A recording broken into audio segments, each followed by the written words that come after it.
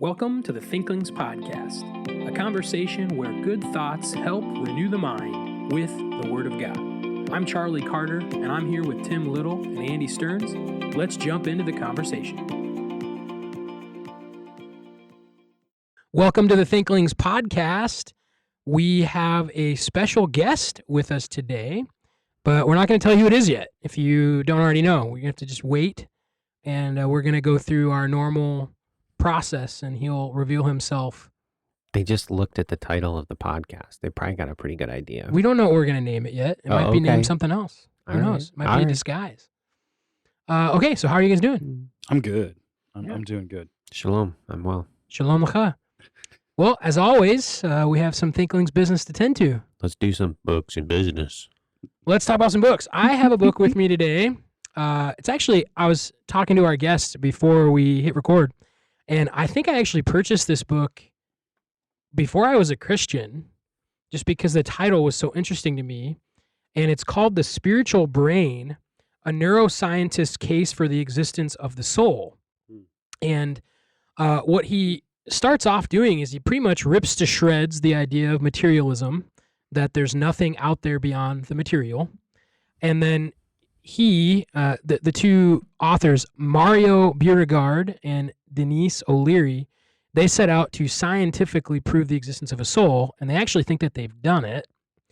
I won't give away most of what happens in the book, but it's really interesting, and especially from just a worldview standpoint, trying to think through the ramifications of saying that there isn't a soul. And obviously, as Christians, that is kind of necessary for our eternal existence. So, very interesting book. I read it, like I said, probably like 12 years ago, and I'm not all the way back through it again, but it's very interesting. And so if you're looking for something just that's, I don't really know how to judge it yet, but. That sounds a really interesting. Part of what we talk about in apologetics is Sam Harris, and Sam Harris says there's nothing but physical, and it's those problems. Those are the things he's running into. So yeah. That's fascinating. Yeah, so I might come back to this in a month or so, and we might have a full episode on it. But I've read first 2 chapters, and it's very, very appealing. So you might get a copy, and it might intrigue you. So that sounds fascinating. Yeah. Well, I started a book called Jesus the Great Philosopher by Jonathan Pennington. Oh, that's a good book. It is so good. I love this book. You got to understand, like, when we say we like books, we are not always meaning we agree with everything in the book. But this book is so good. I mean, philosophy of education. He talks about emotions. This is a little tidbit I'll share with you in his second. Let me step back.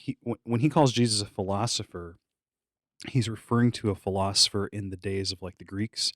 And so a philosopher today is someone who just bats around ideas and has intellectual knowledge, but it doesn't necessarily shape how they live always.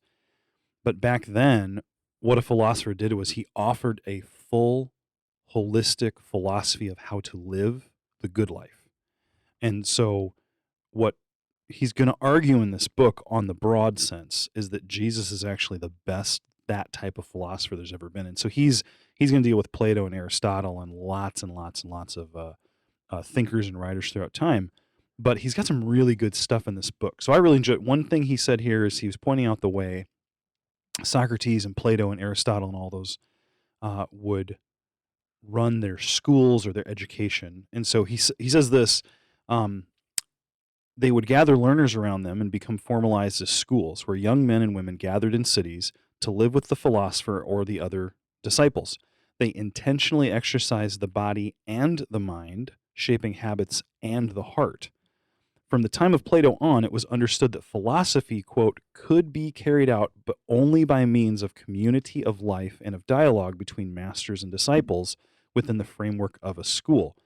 He goes on to explain that school in that day wasn't just show up at a class, learn some things, and leave. It was actually a live with the person and grow. And it just dawned on me that I think that's actually part of what we've got going at our school. I'm very thankful for that. It's discipleship. Yeah, it is. And they wouldn't use those words, and it wouldn't be exactly like we would describe discipleship, but it's a lot better of an answer than just take a test and you've learned. Yeah. So the whole book is, I think, really fascinating. There's some stuff, of course, you're not going to agree with it.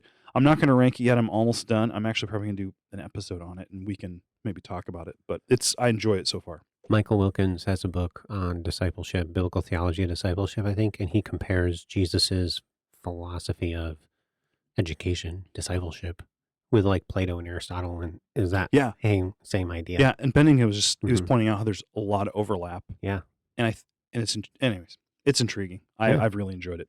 Cool. I think what I remember the most from that book is that all of the ancient iconography of Jesus has him in a philosopher's robe, which is something that I hadn't thought about, but in the ancient world, that was his main characteristic. We don't view Jesus that way as a philosopher. We see him as God or teacher. But they viewed him as philosopher. They even had that little bit about Moses on that one mural. They had Moses in a philosopher's garb, and everyone's like, why is Moses in it? But again, he's presenting a vision of how to live a holistic life. Which is wisdom, and beautiful. Okay, so the book I'm reading right now, just starting really, is The Rise and Triumph of the Modern Self by Carl Trueman. I'm only about 50 to 100 pages into this, but it's been really interesting. It's helped me understand the world in which I live. He uses a phrase as kind of like a starting point, a phrase that really offends a lot of Christians. The phrase is, I am a woman trapped in a man's body. So basically the transgender line.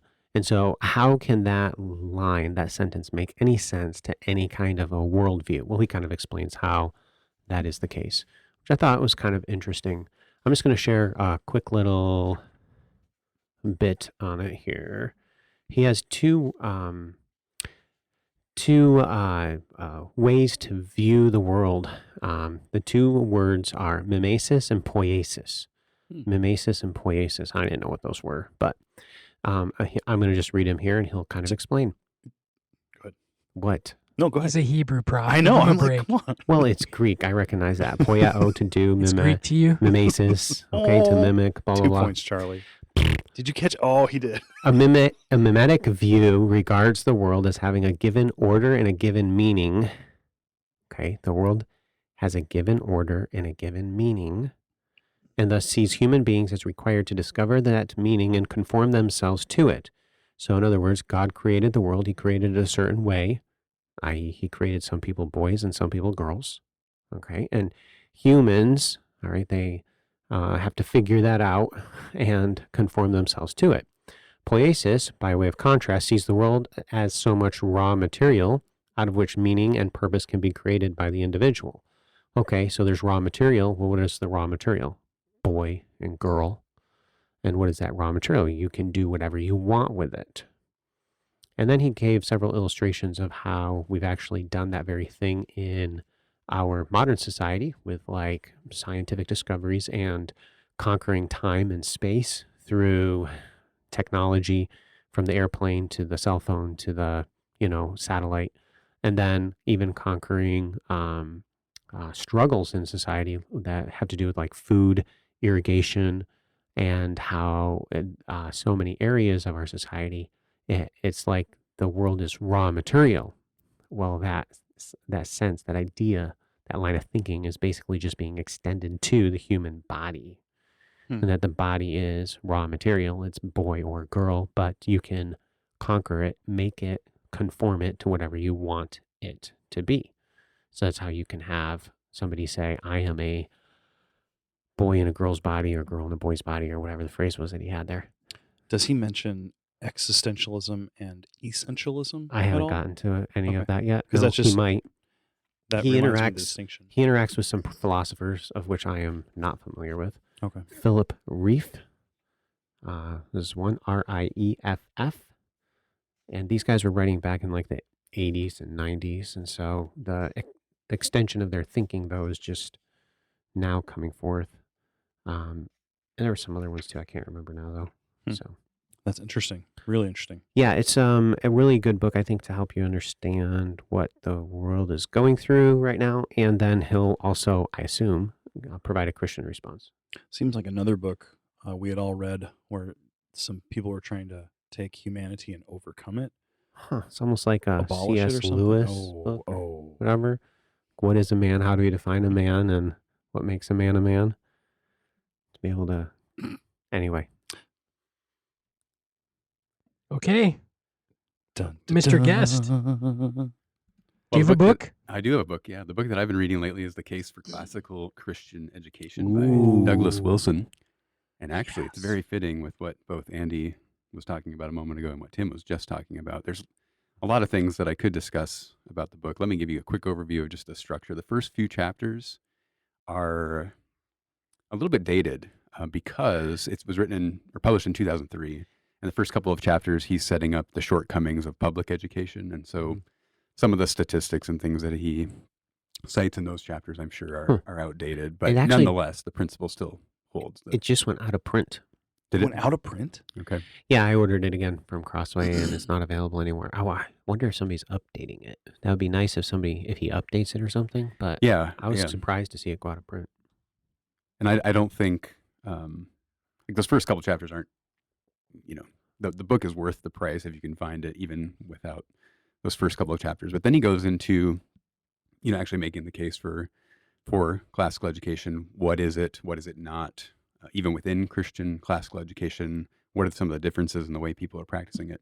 Then the final chapters get to the more practical nuts and bolts of actually starting a classical school, dealing with, boardmanship and dress code and athletics in a classical school and things like that. But to get back to what Tim was talking about mimesis and poiesis, Oh, just the importance of imitation. So mimesis is imitation. And most people in kind of a contemporary secular educational philosophy think of imitation a lot of times as something negative because it squelches individuality. It's like fake. Right. Whereas a kind of a biblical approach to education sees the importance of imitating Christ? Imitating Christ, yes, but imitating Good, Andy. others Good. as well, and going on from there. And so even like in the day-to-day function of a school, how do you teach kids to be good writers? Well, you have them imitate excellent writers. right. And in a secular school, that's not at all what you would ask students to do. You would not ask them to keep a commonplace book and write down passages from excellent authors and try to imitate that style, when in reality, that's how some of our most brilliant Americans and others in history learned to write. Ben Franklin talks about that in his autobiography. Copying passages, then trying to write them himself, try to improve on them himself. And that's how he kind of learned how to write well. So anyway, there's other things to say, but I'm really enjoying it. It's typical Douglas Wilson, funny, not pulling not pulling any punches, being blunt when needed, and it'll ruffle some feathers, I'm sure. But Yeah, I think that's been on my to-read list for a long time, and I have not.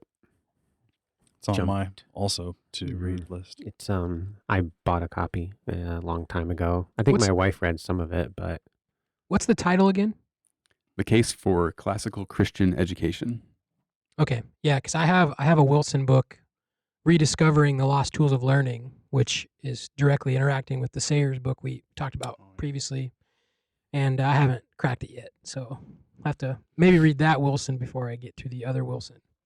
But okay, so our guest that's here, we should probably introduce you. oh yeah, we didn't tell everybody what his name was. So He what- just did a what- bunch of talking. No, that's good though. I like that. I like the mysteriousness. It's like Yes. a delayed identification, almost Yeah. like Well, if they don't know already, they're Create really suspense. interested in wanting to find out now. So, who are you?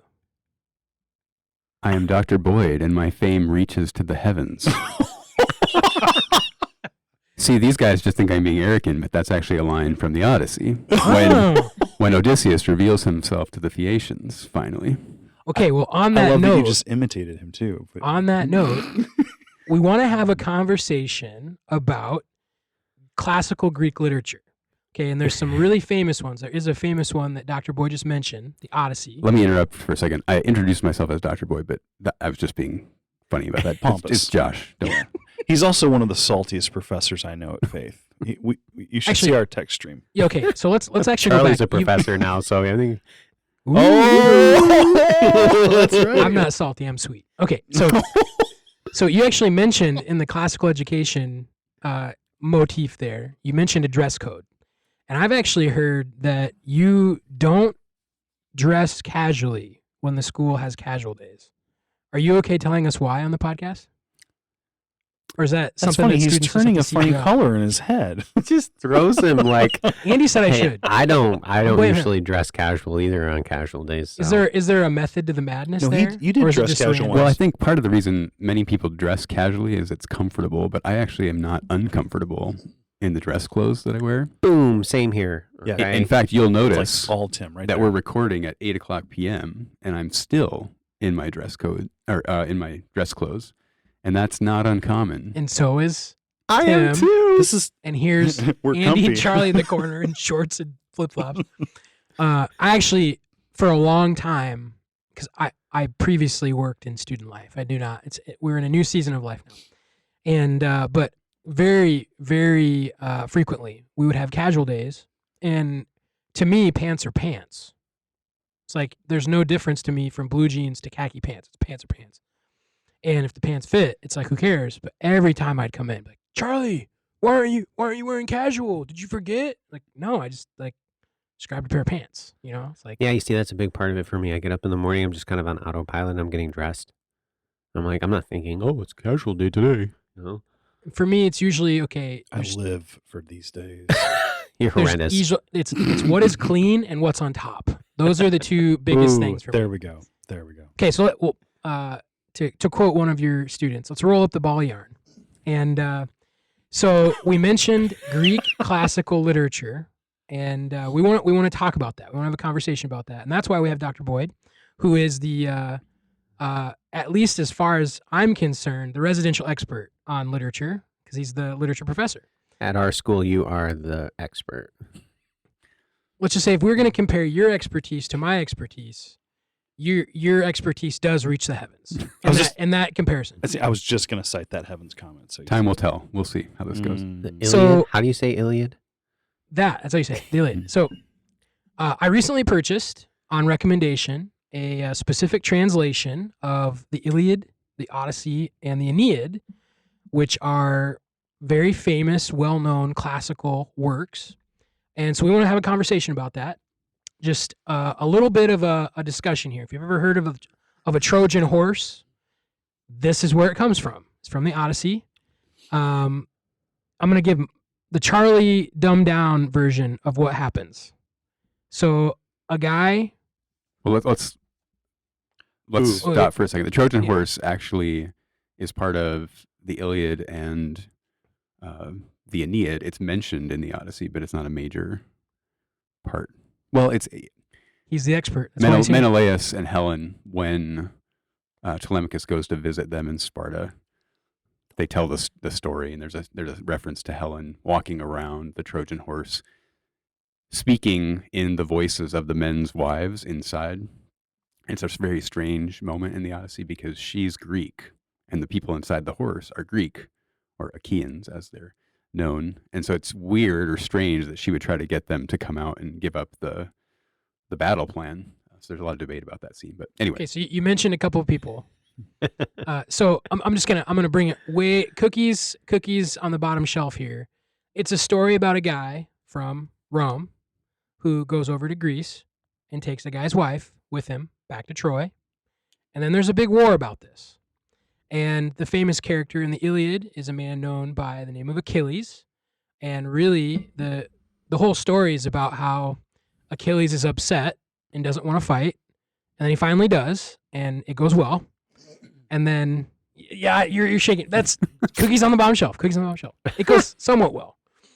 And then book number 2, the Odyssey, is about one of the, I don't know if you'd call Odysseus an Achaean, would you? You wouldn't. yeah, I mean, he's Sure. he's on the Achaean side. He's from Ithaca, but he's a Greek. Yeah. So Odysseus, and he's trying to get home. That's book 2. And then book 3, I really don't know anything about the Aeneid, so I won't just pick your brain on that. But so Odysseus and Aeneas are characters that make appearances in the Iliad, which is the only one I've read. and they all kind of come together in this compilation. So let's talk about them. Yeah, let's talk about it. First, these are epics. So They are the epic, I've Iliad, heard. the Odyssey, and the Aeneid are all epic. So what in the world is an epic? What is an epic? So an epic would be a long narrative poem. So it's a poem that's telling a story, and poetry is written in verse. It's not written in prose. And it's about kind of the actions of a larger-than-life or quasi-divine character upon whom the fate of a nation or a kingdom or even the world in some cases rests. And the poetry is written in an elevated style. So don't think when you read the Odyssey or when you read the Iliad or when you read the Aeneid that people in, 8th century BC Greece are walking around speaking that way. It's a literary elevated style of diction. So that's what an epic is. And they're written in a certain kind of meter, hexameter. And I don't want to get too deep into the weeds here, but this does come into play later on as well. But a hexameter is basically a line of poetry that has 6 poetic feet within it. And what makes a foot? Well, there's certain kinds of meter. Thinking about English literature, the most common meter in English literature is iambic, which is a foot that is unstressed followed by a stress. Okay. Get into that more. But anyway, the epics are written in dactylic hexameter, and it's a combination of dactyls and spondees. So dactylic would be, in English, it would be a stress followed by an unstress and an unstress. So the word strawberry, for example, you can hear how my voice stressed the first part and then there are 2 soft stresses on the second part. A spondee is actually 2 stresses. Well, in Greek, epic poetry, it actually refers less to the stress and more to just the time it takes to pronounce the words. So a dactyl in Greek epic poetry is long, short. So that's how a line of poetry is written. So there's 6 total, but the first 4, the poet has a little bit of opportunity to play around. It has to be either dactyls or spondees, but it doesn't have to be in a specific order. The final 2 always end dactyl spondee. And so what this does when a poet is reciting the poetry is, in the beginning, it sounds, there's a little bit of variation. You're not exactly sure what to expect, but it always ends the same way. And so you have, thinking about the Odyssey, for example, thinking about the Iliad, for example, even the poetic line itself actually kind of reveals what the story is about in some sense. It's about variation and chaos being brought back into order. And even the line itself does that. But anyway. So if you think this is really irrelevant and unnecessary, well, there's this thing called poetry in the Bible as well. And Hebrew poetry is a major, I think like 2/3 of the Old Testament is written in poetry. So if you're like, man, hexameter and blah, blah, blah, blah, blah. Well, a lot of these terms are even used in biblical studies. So it is pretty relevant. We don't know as much about Hebrew meter though. In fact, a lot of the Hebrew meter and stuff is based upon Greek meter. Okay, so I want to jump in. I want to back up just a little bit. I have a specific translation. It's Fagel's translation. And so most of the things that we read, we don't have to translate because most of the books you purchase in the United States are probably written by English-speaking people. And not a lot of people are digging around in Greek classics. And when you go to Amazon and type this in, you're going to find, I don't know how many translations of this. So what makes a good translation of the Greek text for the Iliad? That's a good question. The 3 translations that you'll find most readily available at used bookstores and Amazon will be Robert Fagel's, and it won a prestigious award for translation. Richard Lattimore is another famous translator, and then Fitzgerald. Robert Fitzgerald. I'm not an expert on what makes each one superior to, or one superior to the others, but I will say people that are experts tend to like the Robert Fitzgerald translation, and the reason for that is within these epic poems, there's a number of stock expressions, the same thing repeated over and over again. And from what I've heard is that Fitzgerald himself in his English translation repeats things very frequently, whereas Fagles mixes it up a little bit because kind of our modern sensibilities are we want variation as opposed to the same thing over and over again. It seems repetitive. And of course, repetition is the name of the game in this kind of poetry. Sounds like Hebrew. But, Yes. but I like Fagles because he's accessible. Yeah. And it's one that a lot of classical schools use and a lot of high schools that still teach the Odyssey use. So let me ask another question. So if you're not catching the theme yet, there's a lot of things that happen as you read one of these classics that happen in biblical interpretation, like poetry, like translation. And here's another one. When you get Fagles' translation, there's a very lengthy introduction. And I started reading through this, trying to understand what I'm reading. And they're talking a lot about authorship of this poem. And more or less, they're kind of tearing to shreds the idea that one guy named Homer wrote this. As well, there's no way that this could actually be one author. It's got to be a compilation of authors over X amount of years. And I started reading, and I'm actually found myself really buying into the reasoning. And then I kind of stepped back from my thinking and was like, wait a minute. This is exactly what critics of the Bible do. Especially with the Old Testament. And I'm like, hold on. I'm just lock, stock, and barrel agreeing with them because it's not the Bible. So, Dr. Boyd, how do we look at the authorship of a document like this? Just open-ended question. So one of the difficulties in claiming Homeric authorship of the Odyssey and the Iliad, and let me pause here to say we don't debate the authorship of the Aeneid. The Aeneid was composed... Virgil died in 19 BC, and he was under the patronage of Caesar Augustus at the time. And so we know that he wrote the Aeneid. And I want to talk more about the ways in which he's both paying homage to Homer and kind of trolling Homer in the Aeneid. But one of the things that makes it difficult with Homer is we really don't know anything about Homer. We know very little about him at all with certainty. They don't even agree on where he lived, where he was born, or where he lived. Chios or Smyrna, we don't know.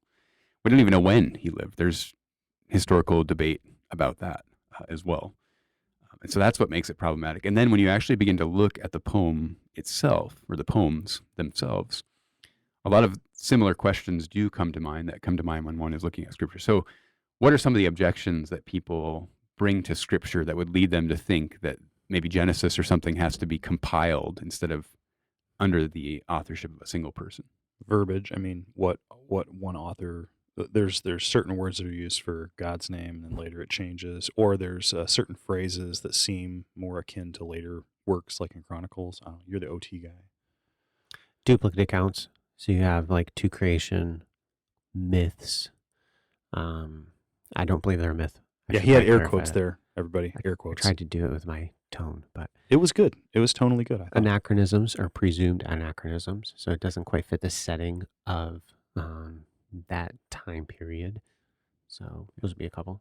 Yeah, those are great. Both linguistic consistency and then historical accuracy. So to bring it into modern terms, if we were reading a document and it was talking about the ways in which people communicate, and the word, or the idea of text messaging never appeared in that conversation, we might have some way of kind of determining, okay, this probably was written before 2007 when the first iPhone came out, or whenever text messaging became a thing.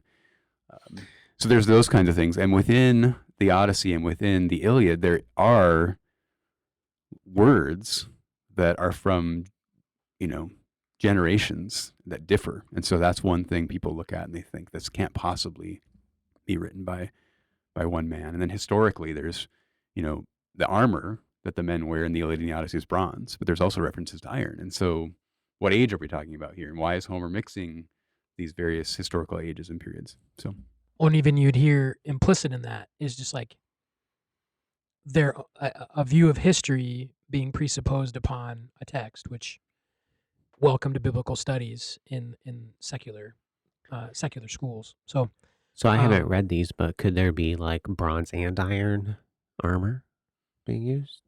Yeah, Or- I think so. And there's ways to think through these objections logically. I will say that I think there's a lot of debate about it. I think a lot of contemporary scholars don't believe that it was written by one poet. I think the man who wrote the introduction to Robert Fagles is Bernard Knox. He's a really highly respected classicist. And I think he does argue that Homer is responsible for the authorship of these things. But it's complicated. Another reason it's complicated is, when did the Greeks even learn to write? Was Homer even literate? Yeah, we don't talk about that stuff at all in biblical studies, do we? I'm being but sarcastic. he brings that up in the introduction, He how does. Yep. like almost exclusively every character that would be in the book that you're reading, in it's not a book, in the epic poem that you're reading, would not be literate. Yeah, there's only one character in both the Iliad and the Odyssey that is referenced to being able to write at all. So that's interesting. And we're talking about epics that have dozens and dozens of characters in them. So that's another discussion that people bring to the text. I think one of the quick answers to it is that Homer is dealing with an oral tradition. And if you think about the conversation I was leading a moment ago about dactylic hexameter, or the hexameter line, if you're an oral poet and you're performing this as entertainment,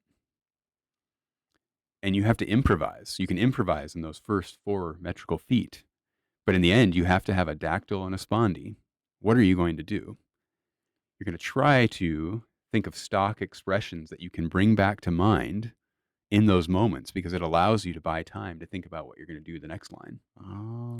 And so over time, poets, listening to other poets, begin to share these stock expressions and things like that.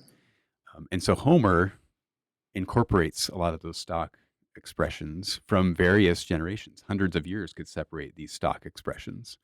And so he brings them together. That's one possible That's fascinating to way think about. And then, Okay. of course, he gets the objection, well, then how creative is Homer himself if he's just compiling, and there again, I think it's the length of these works. It's not something that somebody who couldn't write would probably be able to do. Sure. So let's jump into really, so outside of manuscripts of scripture, like the next attested to document that we have from antiquity would be the Odyssey, if I'm not mistaken. And so like there's a reason why this is kind of like a famous deal.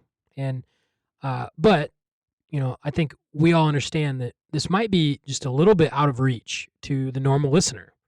And so really the question I want to get to is we just had if what we've already talked about doesn't fascinate you, I don't know. Like there's some people that fascinates me and it makes me want to go back and read the introduction again. But so maybe that's not your cup of tea. So let's maybe steer a little bit away. Outside of all that stuff, what's the value in reading these? Like why would a student at Faith or in college or just a rando, like why should they pick these books up? Yeah, that's a good question. And particularly for this audience, the question that's raised is, why would a Christian, these are long works. The Iliad is 15,000 plus lines. The Odyssey is 12,000 plus lines. It takes time. Why would a Christian take the time to read something like this? And really, that's a question that has been asked in the church for a long, long time. Sometimes you'll encounter somebody who will refer to Peter, who says, have nothing to do with cleverly devised myths. And Tim, even you earlier used the word myth, and you kind of used it in a disparaging sense. And we'll talk about that maybe in a moment. But then you have Paul, who also says something similar to Titus about myths and kind of avoid them. Tertullian, the church father, asked the famous question, what hath Athens to do with Jerusalem? And for him, the answer is nothing. And so I think there's that binary, the fact that you can either Like there can't be both. You either are devoting yourself wholly to Scripture, or you're giving yourself over to secular entertainment. I just don't personally. I don't think that holds up. And the church has many examples of people that have sought to what Augustine called plunder the Egyptians. So Augustine on Christian teaching or on Christian doctrine has a passage in which he's referring to Exodus 3, when the Israelites leave Egypt and they take the treasures and the gold that the Egyptians give them. And Augustine refers to that as what can Christians do with pagan philosophers and pagan authors? And Augustine's answer to that question is, well, you plunder the gold and you leave the dross behind. You take the things that are good, that you can use, and you redeem them, and you leave the things aside that you can't do that with. That's one response. And so you think about these works. One of the objections would be these ancient Greek epics or Virgil's Roman epic, they're filled with sensuality, sexuality. Greek mythology is filled with rape, incest. Zeus is constantly seducing women and making his wife, Hera, angry at him. Why would we read such things? Why would we spend our time doing that? What do you guys think? What do you think about that? If these works do have objectionable material in them, such as the things that I just mentioned, why should we read? Why should we read them? I'll take a crack at it. This is from the hip, so I might later redact this and Hips don't change lie. it. There. Crack away.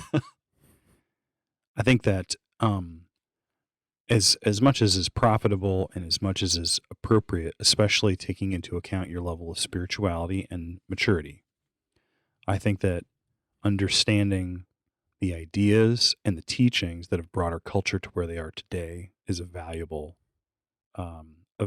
pursuit. And so today, especially in the West, I think these books have had a massive long-term effect. I think if you think of even in the Enlightenment there was a lot of bad things in the Enlightenment, but part of what they were doing is they were trying to reach back into Greece and to the philosophers, and they were trying to recover some of that stuff. And so when the break between having any sort of a transcendent revelation, having anything to say with life, when that broke and now we only have what's down here, part of what was informing them, some of the cases, was some of these works. They were going back and finding some of those things. In the West specifically, not just the West, but in westernized cultures, a lot of these philosophers and a lot of these writings have had a big effect. So I don't think that it would be wrong for me as a Christian to say, why does our culture look the way that it does? And I could do the Sunday school answer and say, well, it's because of sin. And I could stop there. And I think that's not inappropriate. But I also think that studying these things out could help me better understand the world that I'm in. And our motto at our school is with the word to the world. And so I need to know the word, but there is a level of awareness of the world around me that I have to where I could communicate with them and approach the issues and the ideas they have. So maybe that's one answer. I think maybe one other thought would be this. This is if I'm a soldier or I'm an athlete. Let's say I'm an athlete. Okay, so I'm going to be a football player. Tim laughed because he knows what I look like. So I'm on the field and I need to know how to do certain things. I need to be able to push the guy in front of me away from me. I need to be able to run really fast and catch a ball. Well, sometimes in practice I do things that are not pushing people away from me, running fast and catching a ball. Sometimes I do things called sit-ups or push-ups or all kinds of other weird things. But what that does is it physically trains me. And so maybe there's an element where studying this stuff helps to mentally train us and it's just like going to the gym for our mind. Yeah. Okay. So I'll dovetail off of what you're saying about the world. I think that struggling through, and that's honestly what it probably will be for most people. My hands up. Like, if you're going to read through this, you're going to struggle through it because the way that it's written is written in a way of thinking that we don't think like. So to read it and understand it, you have to think a different way. And so it is a struggle. But to do that, we're going to learn things that are going to help us engage our culture. I do think there's value there.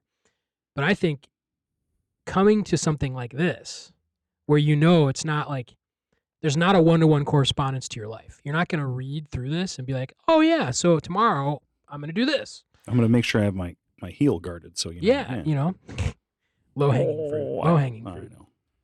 know. But it is in a sense of specific cultivation. Like you're intentionally taking effort to think and to cultivate your mind and even in a sense your imagination, which if you can do that well, that's going to aid you in any theological study. So I really like your illustration of you're going to do all of these things like sit-ups and push-ups, and you're never going to do that in the game. But if you do those things, what you do in the game is going to be enhanced. Mm-hmm. And so you learn from things like this to engage, for example, another work that is massively in majority poetry, which is the Hebrew Old Testament. So thoughts? I don't know. Tim, you've been quiet. You want to jump in on that one? I'm hesitant sometimes when it comes to, I need to know the world, so then I know who I'm talking to. There needs to be a limit. I don't need to know everything about the world. There's enough dirt and junk that I don't need to. It reaches a point where you don't need to expose yourself to that level of poison. That's true. Yep. So be careful with what we're talking about here, that you don't just start imbibing stuff that is a really strong poison. And then at the same time, Andy kind of mentioned maturity and Christian maturity. We, myself as a scholar and studying the Song of Songs a lot, drink a lot of poison. We a lot of poison sometimes. Smell it. And the whatever. purpose of that is not to dabble in sin, and it's not to test my spirituality or whatever, but it's to be able to interact with people who are struggling with sin or struggling with ideas. And so just be aware that as you advance in the Christian life, you're able better to discern what's right and what's wrong. And you want to make sure that you're able to discern, okay, this is poison. I need to be able to spit this part out. So there's a lot of talk about we need to redeem the culture. Well, sometimes the culture is just rotten, okay? And so we can just kind of spit that part out. Now, I don't know if you're going to get into myth and talk about like the aspects of myth that are consistent with the biblical worldview.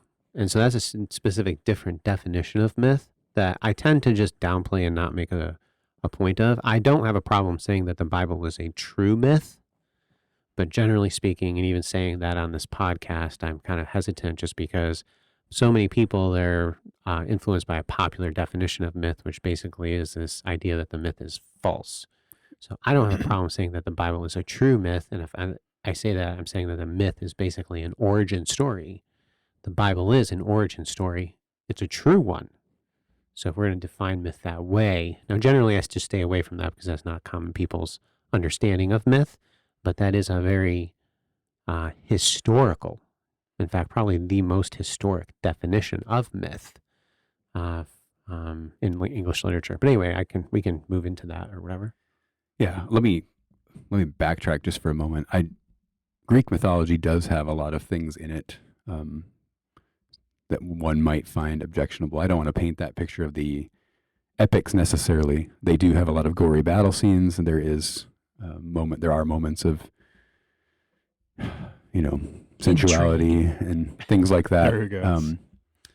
But the question that we have to ask is, if a work includes some objectionable material, does that automatically mean that we must avoid it or dismiss it? Okay, well, we can answer that one easily because the Bible contains objectionable material. Yeah, there's incest, there's rape, there's violence within the scriptures.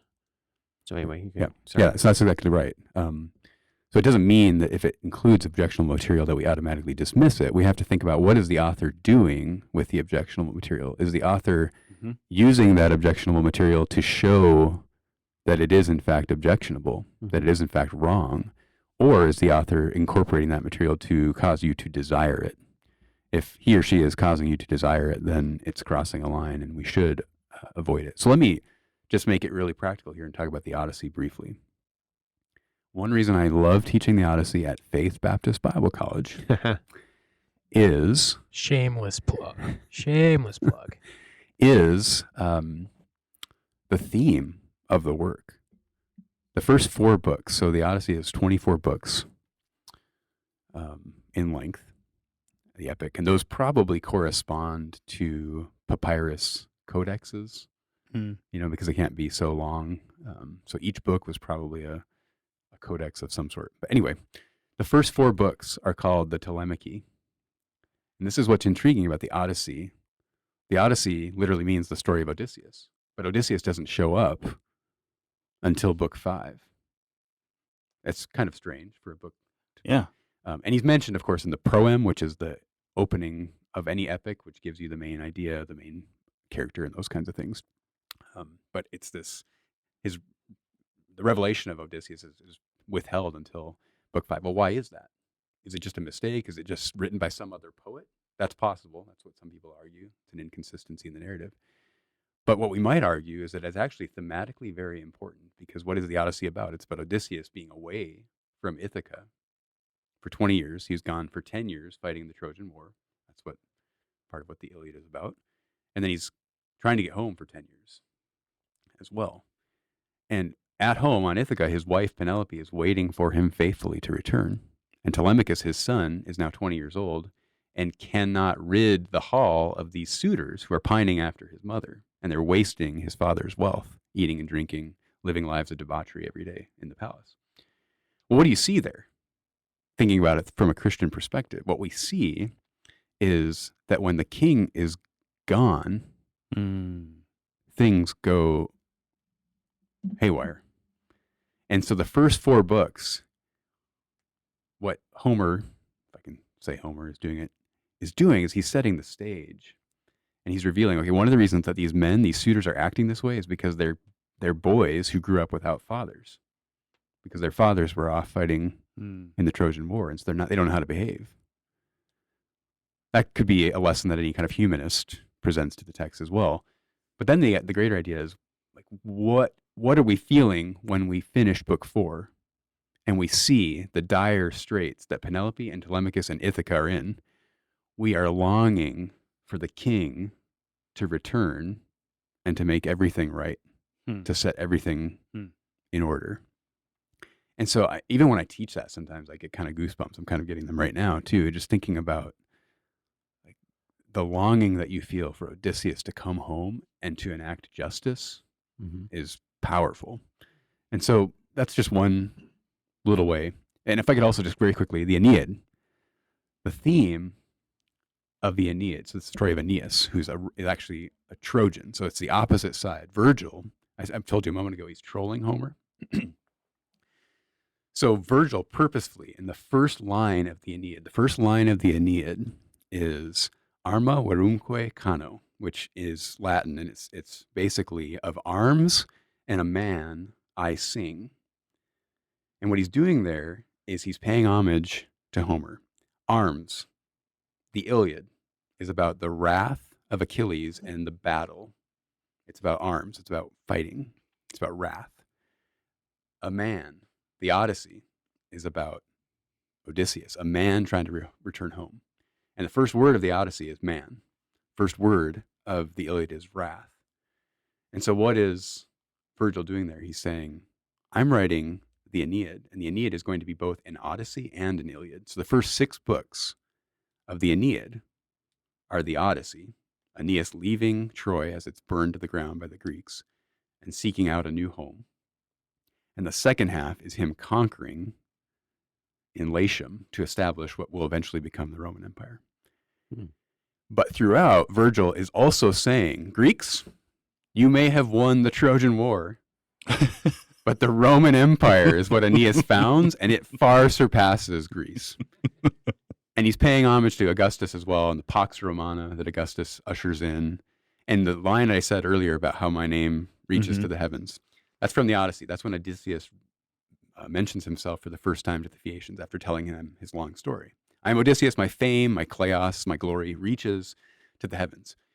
Aeneas, in the first portion of the Aeneid, when he introduces himself to the Carthaginians, to Dido, queen of Carthage, after telling her his struggle to get where he's at, he says something along the lines of, I am Aeneas, my fame reaches above the heavens. Oh. And so Virgil is just saying, again, Rome, we're better than Greece. And he's writing this epic that's supposed to be both paying homage to Homer and something better. Okay, so we've learned some lessons here. One, I just want to give another shameless plug. If the name Telemachus kind of sparked in your mind, Oh yeah. we actually talked about him way back in like episode 4 and 5 of the podcast, where this French dude, Francis Fénelon, wrote in a similar ilk of the famous epic to help mentor a young king.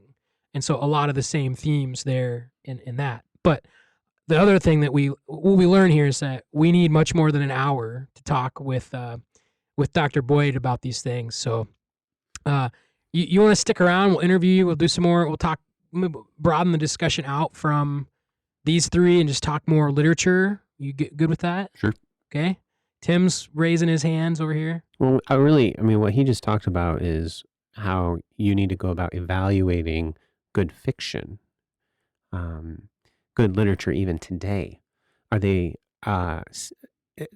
literature a lot of times is going to have, bad stuff in it, okay? There might be some immorality or violence, but is the author celebrating that? That's like a really important part of just evaluating fiction. It's a reason why my children still haven't read Harry Potter, just because I was about to mention it. 'Cause I'm going through it right now. I have not even read it yet, but I've seen the movies and the kids are disobedient, and it's just like they're not celebrating Christian virtues, I would say, enough. Well, at even least. the most intelligent of the trio, Hermione, by the middle of the second book, you're like applauding that she's willing to break 50 school rules. Mm-hmm. And Yep. she goes from like The goody trying to two-shoes. follow the Yep. rules, and you're excited. Oh, Hermione's wanting to break the rules. Like, and what is it celebrating? Right. So when you're thinking through, okay, is this a good fiction work? Then that's where, you need to use some discernment. And then for me, specifically just with my children, what I want them to read and what I put into their hands. And I can't read everything either, so I go a lot, go on a lot of recommendations from various people, like Dr. Boyd, and then give some guidance and direction there. Okay, I'm done. Oh, go ahead. I was just going to say very quickly, some of what I do as I think about these things is I have a little chart, and I talk about the kind of the philosophy that the work espouses, and then we talk about the aesthetics of the work. And I know that you can't necessarily always separate those things, but there's a couple of options. So a book can have a philosophy that's biblical, and it can have aesthetics that are also beautiful, Mm-hmm. true, and good. Mhm. That would be the kind of work that we're really looking for, right? There's also works that have good philosophy, biblical philosophy, but the aesthetics are hackneyed or poorly done. Mm-hmm. I could name names, but I won't. You can kind of bring those people to mind. So thinking about C.S. Lewis, for example, fables have, they're teaching good lessons, but for C.S. Lewis, they're just not done artistically, and so they fall flat. Right? Then you have those works that have a bad philosophy, but they're done so well. And these are the ones that we really have to be careful about. Right. Because those authors can manipulate you into longing for something that you ought not to long for, or cheering for something you ought not to cheer for. And then the final one would be bad philosophy done poorly, and those are Trash. It's funny, back in the day, I used to, growing up, I had different sensibilities, but I was a big action movie fan, and so I would see like an action movie where like the hero goes to war and wins, and there's no fear, and he obliterates the enemy, and and as a young boy, you're like, I want to go fight in a war and be a hero. And then I remember in high school seeing the movie Saving Private Ryan, and I'm trying to promote this. I'm just saying that they did not try to present war as a glorious thing, but as something that had to be done. And watching it, you were a little bit revulsed by what you were seeing, and yet you were like, man, that was heroic. But you didn't walk away from that movie thinking, that was awesome, let's all go fight. And it was intriguing because I'd watched so many action movies and all this trash growing up that was the first movie that made me question, is this really good? And then at the time I had a biblical worldview, so here I'm thinking, here's all of God's image bearers just shredding each other. That's not a thing that glorifies God. Let's set our mind on that or whatever. So thanks for your thoughts, Josh. We appreciate it. All right, so here we want to have a final thought from the scriptures. Final thought from the scriptures today. Let's go to Proverbs chapter 2 and just briefly dive into the first few verses here. It starts off saying, my son, if you receive my words and treasure up my commandments with you, making your ear attentive to wisdom and inclining your heart to understanding. Yes, if you call out for insight, and if you raise your voice for understanding, if you seek it like silver, and you search for it as for hidden treasures, then you will understand the fear of the Lord and find the knowledge of God. For the Lord gives wisdom. From his mouth come knowledge and understanding. This chapter goes on in Proverbs to say a whole lot more about pursuing wisdom. And I think we may have even talked about this verse before in the podcast, but it's worth repeating. If you think about the ways that Solomon is urging his son to pursue wisdom, it's not half-hearted. And so at first he says, if you receive my words, there's a sense here in which you have to be willing to not reject what God is saying. If you treasure up my commandments, I used to think treasure up meant value it highly, but it actually means store it up, like try to get a hold of it. So the idea is that you don't need it right now, but you might need it later. And I think for us, there's a lot of pragmatism in our minds. If I don't think this is going to be valuable to me now, why would I spend my time on it? And what we were just talking about in reading good literature and trying to understand how all that works, there's an element there. I'm not going to say this is what Solomon's talking about, but there is an element where learning what you can is helping you to be equipped to talk about things you wouldn't be if you didn't study these things. And that can be a way that you can serve the Lord. So I usually make this point when I'm talking an introduction to Bible study about language, that English is an important class because it helps you understand your Bible, because your Bible is translated into English. So anyways, that's kind of an aside thought. But Solomon goes on to say, you need to make your ear attentive to wisdom. That means it's like tuned in. It's like when you open a package of food and your dog across the room hears a wrapper crinkle if you have a pet, and then they come running in. Why? Because that dog's ears have been tuned to that sound because it knows there's food coming. It says if you incline your heart to understanding, if your whole inner person, the part of you that's not physical, is aimed at understanding the wisdom that comes from God. Now think about just those few ideas right there. When it comes to pursuing wisdom, this is not a passive activity. This is not something that you do just accidentally one day. Oh, I happened to learn some wisdom today. This is a very focused and even, you might even say, aggressive. In fact, look at the next verse. If you call out for insight and raise your voice for understanding. I usually raise my voice when I'm frustrated or something's really, really important, like someone's about to get hurt, you raise your voice. Well, are you going to put that kind of energy into following and seeking after God? And then it says if you seek for it like silver or search for it as hidden treasures. I think the idea here is that you don't give up. You try, and then you don't give up. Then you'll understand the fear of the Lord and find the knowledge of God, for the Lord gives wisdom. So when it comes to searching to know the Lord and understand him, when it comes to finding the wisdom that he offers, I don't think God has envisioned a very passive, sit back and let it happen idea. And so just to tie a little bit into what we talked about today, there is a sense in which if you're physically active and you've disciplined your body, if you're mentally active and you do the hard work of understanding books like this, it's disciplining your mind.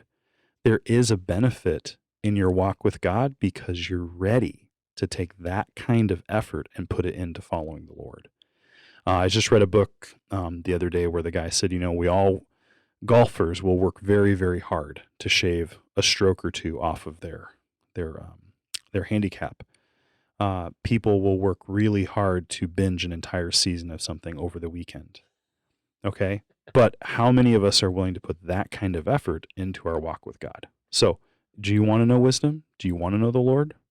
Cry out, seek after it, work hard, trust the Lord. Thank you for listening to this episode of the Thinklings Podcast.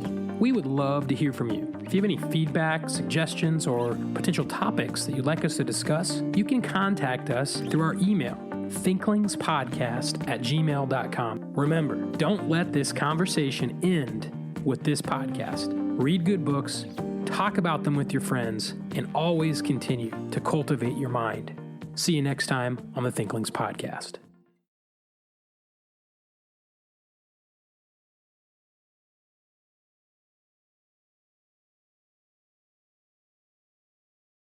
And now we're rolling right on into an interview where we want to get to know Dr. Boyd a little bit more. So again, thank you for being here. Thanks for having me. Okay, so I have to ask the question that every student is actually wondering, which is, how did you get so good at basketball? Yes! Because if you've played dorm ball with Dr. Boyd, staff team didn't lose this year. We never lose. All I heard was from multiple students that he's just a beast. But this year it was because of you. He had And I didn't show up much. That helped us out a lot. the first game of the year. Here's Dr. Boyd, and I'm watching, and I'm like, I don't know what to expect, and he just goes off. I mean, I don't know how many points you scored in that game, but it had to be like 20-ish. You hit a bunch of threes. And I couldn't believe it. I'm like, this is our literature professor. So do you have any comment on that? I would just say a misspent youth. Can you give us a little more detail on that one, Josh? I really enjoyed athletics as a young person and was always involved in sports basically all year round. So I have an older brother and an older sister. My older sister is also very athletic, and so she and I would play a lot of things together. My brother actually cultivated his brain as a high school student, and so he's very intellectual and did all the things that I should have been doing when I was out at the park playing on the playground and playing basketball. What's that? Oh yeah, can you hear the tone? It was just like the I don't know what the word is, the disgust. See, I didn't exercise sports. I didn't exercise my mind. I just played video games. Okay, and that didn't help me at all. I legitimately was riding home from church the other day. Today's Monday? Was that yesterday? It was yesterday. Mhm. And on my way home, I started thinking how many hours I spent playing video games. Oh, And if I could take It all of hurts. those hours and devote to one subject, oh yeah. You'd have how been I an would expert. master it. Yep. Yeah. And it's like you just wasted that. With It's just Skyrim. part of maturing as a young person. So if you're Exactly. somebody that played a lot of video games when you were younger, well, let's start redeeming the time. That's You're not right. younger anymore. That's what you should say. Pick up something that'll help you later on in life. Because Okay. I can't tell you how many times I have not needed to know the code for 30 extra lives to Contra for my entire life. But I do know it still. That is an old school right It there. is. But I am old. I will say that basketball has enabled me to interact with people that I wouldn't otherwise interact with, though. So it does have a benefit. Maybe Yeah. something along the providence of God. And, Right. You know. Okay, if Ouch. I was gonna merge a game with the intellect, something I have been getting into recently is chess. I love chess. And I think Yep. that is there's something there. But Yeah. anyway, we're not No, here to talk that's about worth it. that. Okay, so Dr. Boyd, you are a Faith Baptist alum, Yes. and you went from Faith. You eventually landed at this school in Texas, Baylor, and at Baylor you studied literature. Well, you were at Central before that. Oh, and thank you. You had a path there. I wanted to kind of ask you about that, like just kind of He was walk so us great through. at Central, man. Walk it helped us me so down much. He invited your- me over to his apartment when I was working on my THM. Walk us down the yellow brick road of your educational life. So I graduated from Faith in 2004 with an English education degree, and then I taught actually 1 year overseas. I was married as a sophomore, or as a junior, I guess, before my junior year. here What at took you Faith. so long? And Yeah, that's You're horrendous. So you graduated in 04 with your bachelor's? yes. Okay. Yep. And spent a year overseas, my wife and I was teaching in a school there in Peru, Lima, Peru, and then taught for 2 years at Fourth Baptist Christian School in Plymouth, and then decided I needed to go back to school. I needed more interaction with content of literature, and so pursued a master's degree. First, I went to St. Cloud State University, did about half of a master's degree there, but didn't feel that it was preparing me for more rigorous education, if that was something that was coming in the future. I wasn't sure at that point. So I transferred to the University of St. Thomas in St. Paul, Minnesota, and completed a master's degree there in English while working full-time at Central Seminary as well. And What then was your after position at Central? I don't remember. I was an enrollment services representative. Gotcha. Okay. And I did editing for the publications. I just remember taking our little boy. We only had one at the time, to your apartment. You had us over for like a meal or something when I was beginning my THM. I just remember my transcript made way more sense after you started working there. I knew what classes were coming. You answered questions. It was so great. So how many years have eclipsed at this point? True. So 2004, you left Faith, and you said a year in Peru, 2 years at Fourth, and so now it's 4 or 5 years removed from undergrad. Right. Yeah. So it took, with the transferring, it took me 3 years to finish my master's degree. So in 2010, May 2010, I graduated Ew, me too. from St. Thomas with Hey, not you. a master's degree in literature. Mine was not with a master's degree. It was that first one you get from high school. And I actually had a conversation with Dr. Bowder in the break room as I was coming to near the conclusion of my master's degree. And I just said, I want to do something that's meaningful. And in retrospect, it's probably not the best thing to say to your boss. But he was, Especially him. Chaos. he was charitable, and he said, why don't you think about being a professor? I was thinking, well, I did kind of enjoy my master's degree. Maybe I could go on for more schooling. And so ended up looking at grad schools, emailed a bunch of different grad schools and said, hey, I have a degree from a small Bible college. I have a master's degree from St. Thomas. And you think I'd be a fit in your school? Got some responses from some, didn't hear back from others.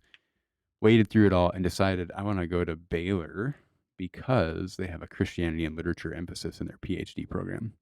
And I had exchanged emails with Dr. Ralph Wood at Baylor, who's a Flannery O'Connor scholar, and some other things, G.K. Chesterton, and so Tolkien. And he got back to me immediately and sent me chapters of books that he had written and things that he had in the works. And so I actually applied to only Baylor, which is not what students are doing to get into grad school. You end up applying for 10, 15 schools most of the time. I applied only to Baylor, and I got accepted somehow.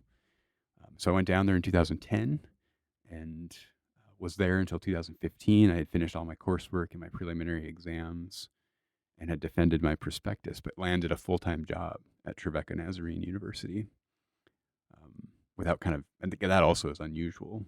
It's not anything about me. It's about the Lord leading and directing in certain areas. And so I was at Trevecca for 5 years and teaching full-time and finishing my dissertation. And then in 2020, came back to Faith to be closer to family. My wife's family is in central Iowa. So we're all thankful. Amen. So you're at Trevecca for 5 years? Yes. And where's Trevecca? Nashville, Tennessee. Gotcha. Oh, what was your dissertation on? The search for true hospitality in the travel literature of Margaret Fuller, Henry David Thoreau, Herman Melville, and Mark Twain. Huh. The search for true hospitality. Right. So what is true hospitality? Well, it was something that was debated. It's been debated over the centuries, but particularly in the 19th century. That's a poem that Ralph Waldo Emerson, maybe not a poem, it was a blurb that he had in a magazine about true hospitality and what it is. And so when we think about hospitality, we often think about inviting people into your home that are like-minded and similar in position, socioeconomic status, those kinds of things. You just mentioned I invited you over. Well, of course I did, because we knew each other from Faith and we're similar in our interests and in our background. So, but hospitality actually, biblically and in ancient cultures, is much broader than that. You actually are willing to invite whoever shows up at your door into your home.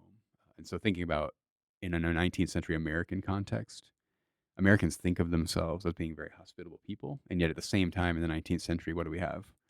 We have all this legislation, Fugitive Slave Act, 1850, where it becomes illegal to actually aid and abet fugitive slaves. You have Indian removal. You have issues with tourism and travel and those kinds of things. So thinking through that, these authors were thinking through those issues, and I was arguing that they were talking about hospitality in order to make a point kind of about American culture and politics. Interesting. Yeah. Okay, so since Tim took my question about did the I? PhD, I'm going to take his question. So how did your What was my question? Well, I'm about to ask it. I think. So from your time at Faith to a couple of grad schools to a couple of different teaching jobs, Christian school, Tribeca, is that Christian? I can't remember if that is. Yes. So a couple of different opportunities to teach, a couple of opportunities to be taught. And then now again, you're teaching at a college. How's your educational philosophy developed over that span of time? Yeah, that was my question. That was. It's a good question, Charlie. Yeah, it's a lot better question than tell me about your dissertation, but you dug the hole, okay? So my understanding of education shifted radically from my time at Central Seminary. Kevin Bowder, reading The Nick of Hang on. Time every week. At Central or after Central? At Central. Okay. The 3 years that I worked at Central Seminary. Sure. Kevin Bowder, an honorary Thinkling. That's right. He's sat at the table. Honorary Thinkling. That's right. Yeah. He actually sat in Josh's seat. You're sitting in Kevin. No, he Bowder's. didn't. He was sitting over here. We were freezing over in No, that no, corner. that was Doug Brown, where you had the blanket. Yeah, no, I sent. I don't remember. Anyways, Tim, come on. Irrelevant. Okay, That's so exactly you're right. at Central. Radical shift. You became radical. Keep going. Welcome to the podcast. This happens often. I had not thought really too much about. I He thought doesn't miss a about beat. Like, did you notice that? He just goes right back at it. Watch. He won't I even think do it's it right because he's now. actually prepared what he's going to Stop say. and let the and we guy keep cutting it talk. off. I thought about education, but I thought about education in ways that were kind of unthoughtful, if that makes any sense. And just interacting with the people at Central, particularly my boss, Eric White, was classically educating his daughters and got me thinking a lot about classical education, got me reading some of the early kind of classical materials. And people that I now know more about and might disagree with a little bit, but Mortimer Adler, the Paideia proposal. Adler's kind of a humanist. He's not really even interested in Christian education. He just thinks about the classics as being these things that can instill virtue in students. And so there's quite a bit missing from his philosophy. But in any case, that really got me down this path and thinking more critically about education. And then I went to Baylor, and Dr. Philip Donnelly kind of took me under his wing, and some other guys, and would have breakfast with us, and we would read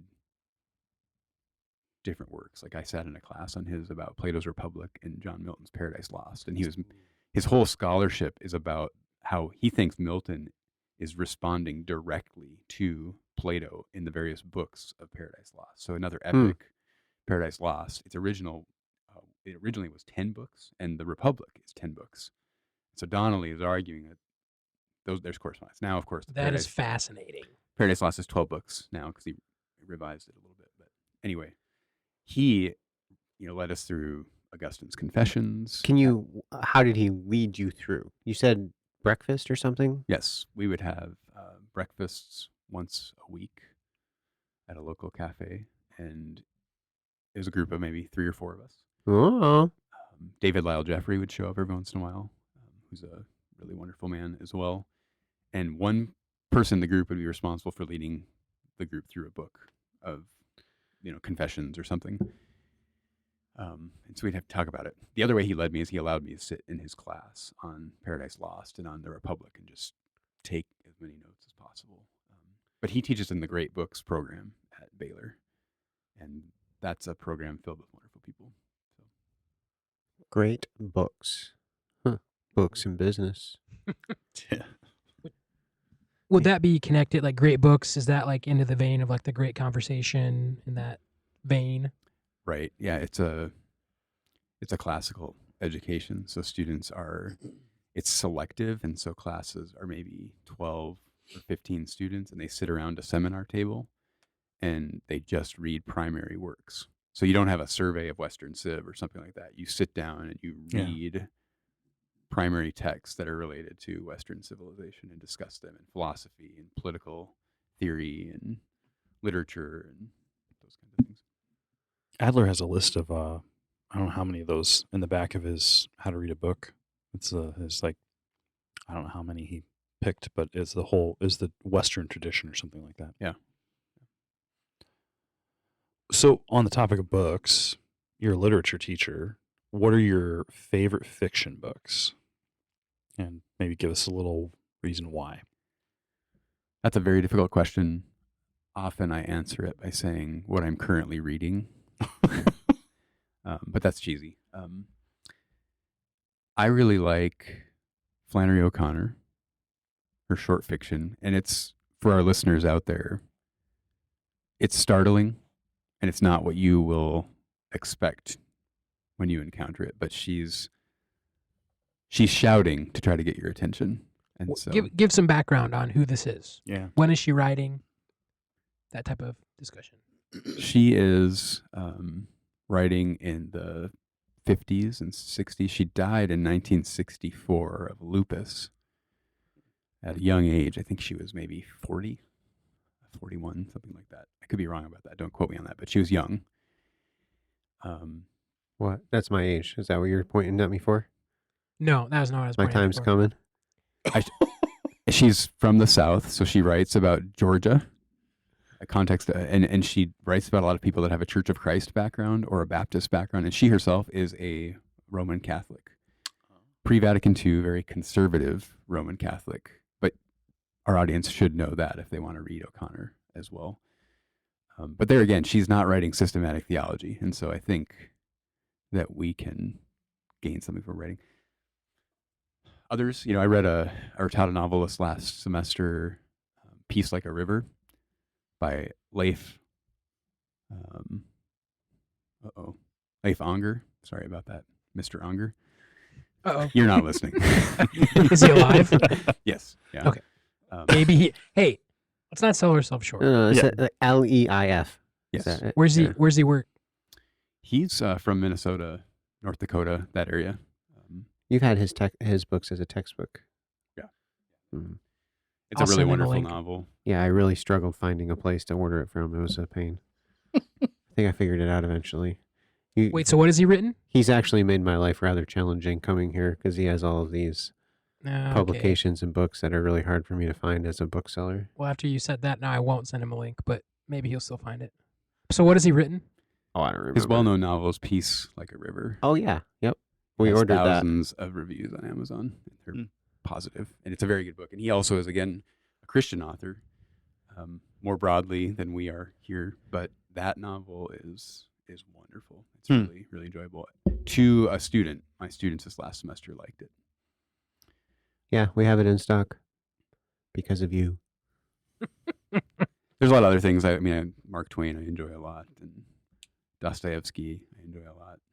It's published by Atlantic Monthly Press. Who in the world are they? So do you have other questions other than the ramblings of Sorry. the publication of this book? Oh, do I have another question? Yep, that's what I'm wondering. That's it. I mean, I could ask what are you reading for nonfiction? I know your specialty is fiction. Are you reading any nonfiction, or what interests you as far as outside of fiction writing? So I'm always reading something of nonfiction. As most of you have several books going at once. But in terms of my scholarly life, the nonfiction that I've been reading of late is based on or deals with the vice acedia, which is a vice that we commonly translate as sloth. But the problem with that is when we think of sloth, we think of Cute, cuddly creatures. Laziness. right or Lazy. the laziness or the character in the DMV on Zootopia that takes forever to. This is a side, but do you know that I was once attacked by students here at Faith Oh, in life-size sloth costumes. It was great. It They was so lured me wonderful. into a dorm room It was and so attacked great. me. That would be terrifying, unless it was in slow motion. But that's not what you're talking about. No. I'm not talking about that scene. Evan, Sawyer. Yeah, so akidia is actually a lack of care, and it's a word that was used to describe people that wouldn't bury their dead. Oh, wow. I mean, who does that? Animals don't bury their dead, but human beings, traditionally, culturally, do something with the body of their dead. They don't just they don't just expose it and leave it out. And then it goes from there to have kind of an idea of sorrow or sadness over good that God is doing. So I haven't studied this out, but I wanted to talk to you about this, Tim. Jonah, at the end of the book of Jonah, where he's actually sad that God has shown mercy to Nineveh. In my estimation, that's a kind of akidia that he's demonstrating there, is sorrow over God's goodness. But I don't know if there are scholars writing about that in Yeah. the Old Testament stuff. No, I've but- never connected it to a sorrow over God's goodness. I guess I've always viewed it more as a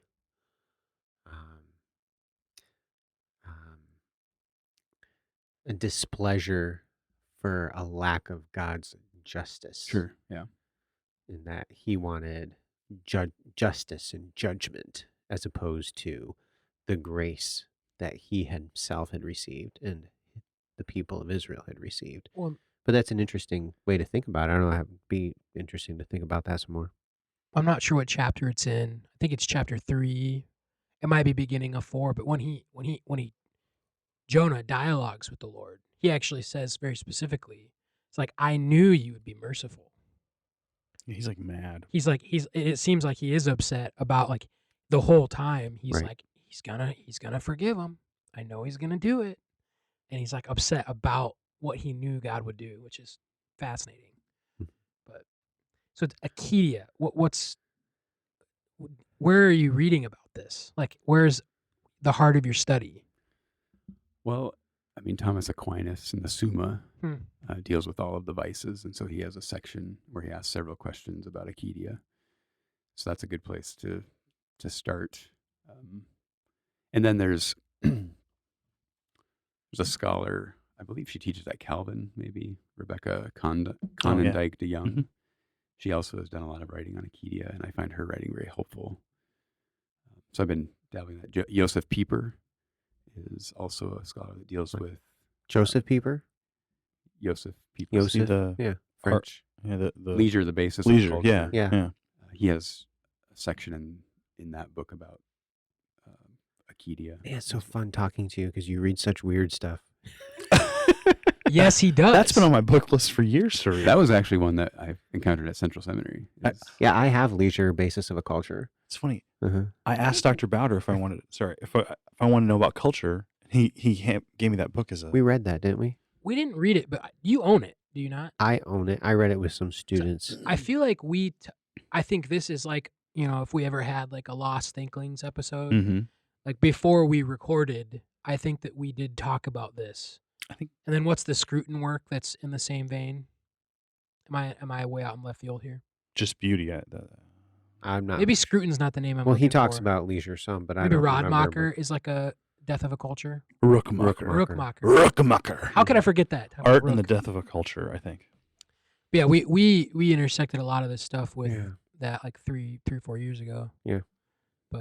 I don't remember much about it. I need to read it again. All right, so we have a question we like to ask our guests. What are your study guilty pleasures? So what we mean by that is like when you study and like you're deep into it. Is it Mountain Dew? Is it coffee? Is it something else? What is it? What are your guilty pleasures? Studying. Who was the sunflower guy? Was that Dr. Newman, when he wrote his dissertation, he said he ate like a pound of sunflower seeds. Was it? I thought that A was Dr. weekend. Doug. No, No. It's sad that I can't remember that. no, it's Dr. Newman. And he said this is not a healthy thing, he said. Yeah, sure. Do This you isn't have too one? radical, but chewing gum. Oh. I go through. I'll chew something for maybe like 5 minutes, and then be done with it. And then an hour later, I'll get another piece and chew it for 5 or 10 minutes, and then be done with it. So I just do that. So I go through packs of gum quite Do you have regularly. a favorite type of gum or just whatever chews? Oh, I used to like this watermelon gum, but it caused my brother-in-law to get a headache when I would chew it around him. And so I just do a regular kind of wintergreen extra or something. Boring. So, okay, kind of on that same vein.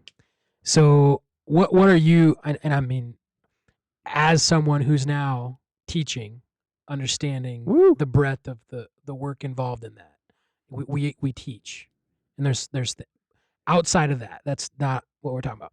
What are you working on? Like, are there like what are on the what irons do you have in the fire? As far as are you reading specifically in a field? I know you mentioned something there. Are you working on writing anything? Like what's kind of in the backdrop of on the back burner? I sent off 2 paper proposals for conferences on American literature in relation to Acadia. So that's one of the things in the background.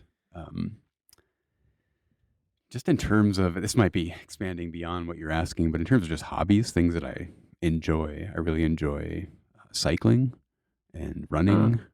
And so I do that most days if I get a chance, either go for a run or a bike ride. And I try to ride. Like I use it as a means of fitness. It's not fun. I don't enjoy it, but I do enjoy it. It's that kind of thing. And I'm not saying anything like I'm not a wonderful cyclist, but I'm always trying to improve. So really, really weird question about that. Do you find that helps you in your other pursuits in life? So like on a day that you do get the bike ride in, do you see tangible benefits to that as you teach, as you study, as you read, as you write, and then the vice versa of that as well? Yeah, I see exercise as a means of stress relief. Just getting out and getting away from the desk and books and things like that, and just being out and alone and thinking, but not necessarily about academic life, just thinking about other things. And Do you bike like the High Trestle Trail or? High Trestle Trail, Needle Smith Trail, Oh yeah. other trails around town. The Ankeny's in Des Moines are Yeah. wonderful. There's like a super highway system of bike trails. Cool. Any other final questions or?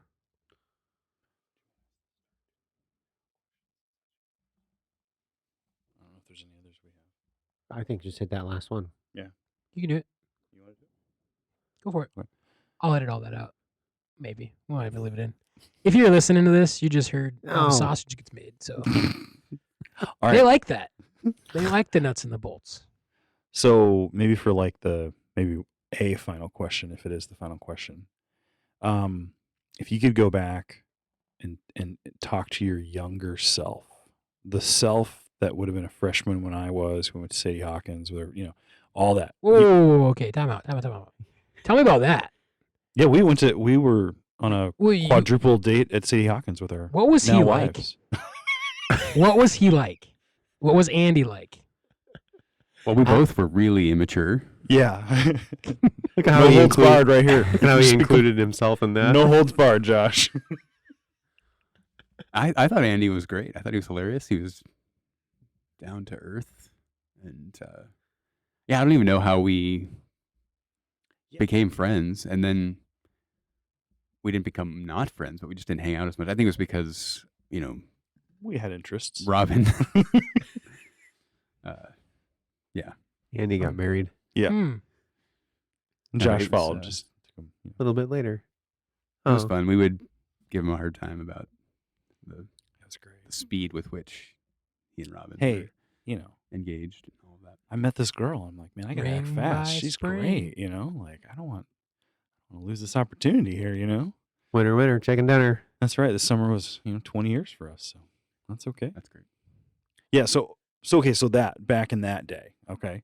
So if you could go back to Josh back then, and you now have all this time eclipse between then and now, and you're looking back at your life, and if you had to say, like, there's something you're doing now that's really good, really beneficial, and you could go back and tell yourself, start doing this now, what would that thing be? Or things. Yeah, or things. Like, what are some things you do now that you're like, this is really good, I should do this? and you go back and tell your younger self to do it? The difficulty with that question is, do I do these things well now?